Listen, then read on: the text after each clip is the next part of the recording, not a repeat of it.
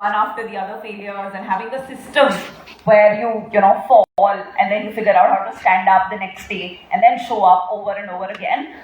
That's what eventually. So I was just telling him that at that time, Shastra was a startup.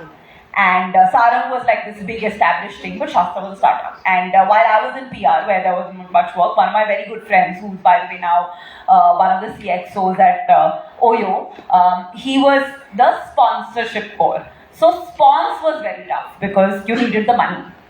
And I remember, like, you know, back making so many call after call and, you know, getting, like, you know, people would hang up on us when we were asking for funding for sponsorship for Shastra. And finally, that one meeting where this company called Computer Associates agreed to give us 5 lakhs at that time, and which was such a big deal because it used to be so stressful that in ICSR we used to be like, you know, just like taking naps and staying up all night because Shastra is hectic.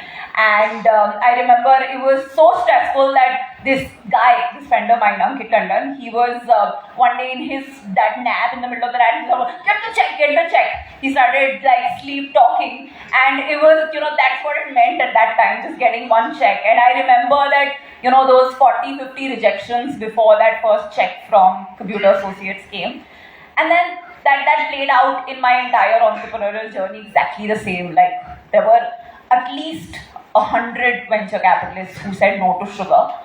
But the good thing is, like Shastra needed just one Computer Associates, we needed just that one venture capitalist to finally believe in us. But we figured out the fact that, you know, there is no way to get to that without going through those failures.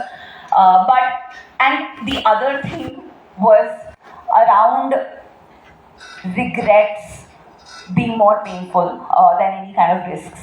And I remember at that time I used to play inter-IIT badminton. And I was good at badminton, it just worked out. But, you know, there were just 24 women per batch at that time. And it was, you know, the girls team really needed women to play multiple sports. And our coach used to keep saying, why don't you try basketball, you're tall, you'll be good at it. But I was like, you know, I was so afraid to fail that I always said no to that. And then I remember, like, there was this thing called Insti Blues. I don't know if you still have it. You still have Insti Blues? Yeah. So I remember Insti Blues was this award for, like, all-rounders. And I did a lot of things in my time here, but I self-rejected myself and never applied for it. And then I remember that whole process of finally seeing the list of people who got Insti Blues and thinking that, oh my God, I mean, you know, I could have probably had a shot at it.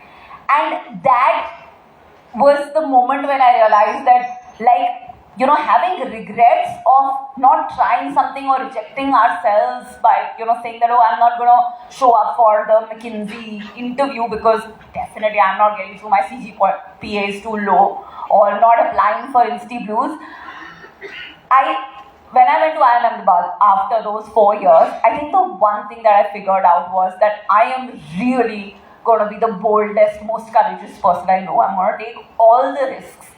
And that included deciding to stand for the elections of the IIM Ahmedabad secretary position, which was like the crazy election that happened here, but for a smaller batch. And it was, you know, one of those things where in a batch of 250 students, I ended up with 7 votes. And I remember, like, thinking that, I have more than 7 friends. Like, after 4 days, after like 4 days and nights of non-stop campaigning, going door to door, I got 7 votes. I mean, that is the kind of leader I have the potential of becoming. But all of that, you know, and like all of those small things and, you know, being bold, trying things but were way out of my comfort zone, always choosing risk over potential regret, is what finally led to that decision of deciding to start up. And of course, it wasn't easy. So, you know, now coming back to the question, I did not have the clarity as a, you know, person who graduates from an IIM, having never worked. You obviously don't have the balls to launch a makeup brand, right? I mean, you're talking about an industry where you have Unilever, P&G, L'Oreal, like the world's Fortune 500 companies are investing their energy in this market. So, where do you get the courage?